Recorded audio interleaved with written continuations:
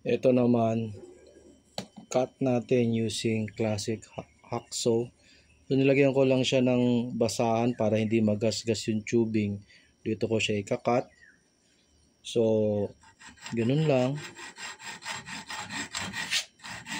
So again, dahan-dahan lang, hindi naman kailangan sobrang effort.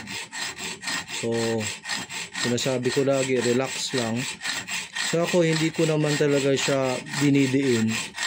Parang kung sa baga I let the saw cut it naturally. So yung iba, pwedeng idiretso mo lang siyang i-cut as long as confident ka na straight. Pero sometimes pag na-cut ko na siya ng konti, iniikot ko.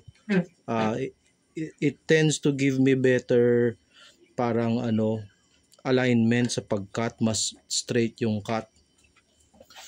Tapos patuloy ko lang dito.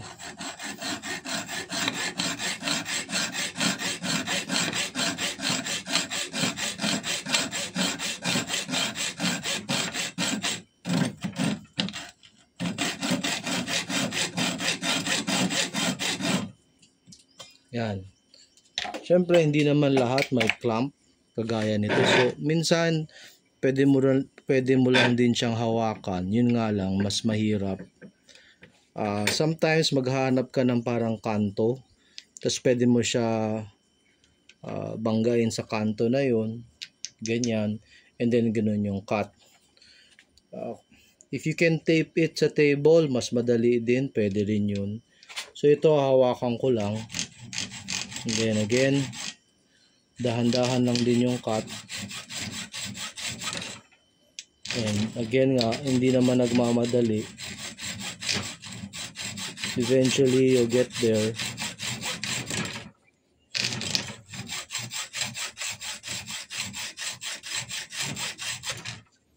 Yan. Again, syempre mas mahirap pagka wala kang clamp. Pero so far, kaya naman. Yan. And then finally dito sa last na portion.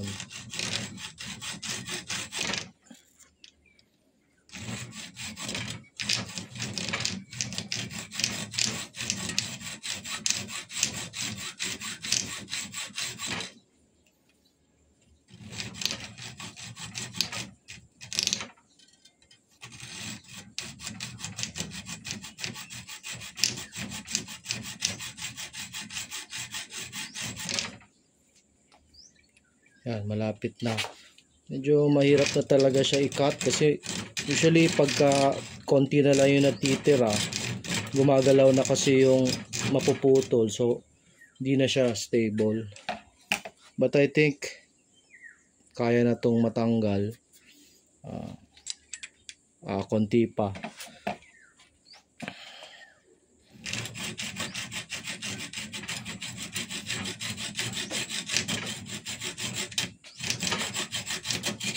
Yun. Yan, naputol din siya. So, syempre, hindi siya straight as compared to yung, let's say, yung tube cutting. But, dyan papasok yung paggamit ng file.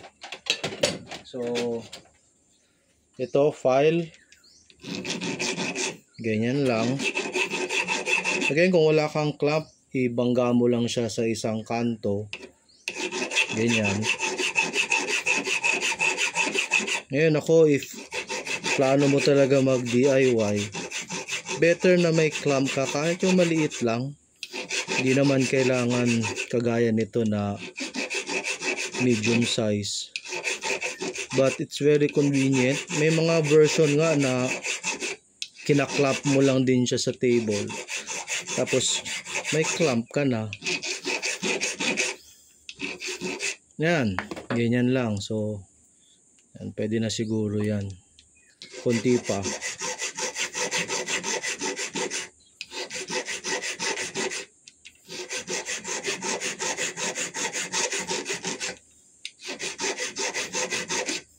Yan. Okay. Tapos, syempre, finally, sasand lang natin yung loob.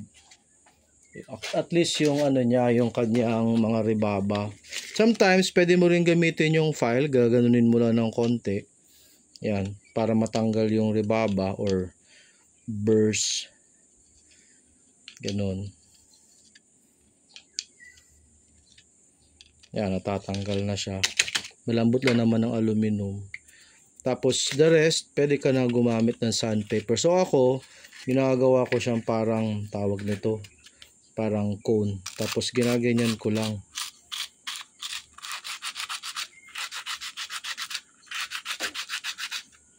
So, sa akin, ay mas prefer ko itong ganitong method dahil hindi nagte-taper yung ating aluminum. Lagi pa rin siyang straight. So, pag tinanggal natin yung tape, wala kang manonotice na nagte-taper siya as compared sa yung mga tube cutters. Yan, straight pa rin yung kanyang edge as compared to here na parang lumiliit. Yan. And then lastly, kung meron kang ito yung sinasabi kong deburring tool, ginaganon lang siya sa loob. Very convenient. Yan. Yan. Tapos, perfect ang pag-remove niya ng burr. Tapos, tinitaper pa niya yung loob.